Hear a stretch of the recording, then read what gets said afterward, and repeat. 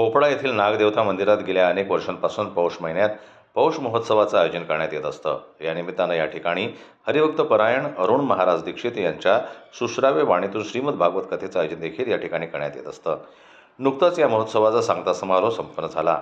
या महोत्सवाच्या सांगता समारोहाच्या निमित्तानं हरिभक्त परायण केशव महाराज बोंडे यांचे कीर्तनाचा कार्यक्रम आयोजित करण्यात आला होता।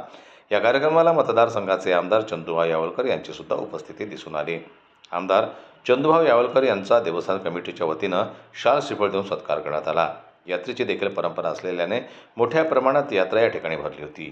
शिरखेड पोलिसांनी अत्यंत चोख बंदोबस्त करून या निमित्तानं खोपडा गावामध्ये ठेवला होता। जनमत लाईव्ह न्यूज करता सोमेश्वर श्राणे यांची रिपोर्ट मोर्शीहून।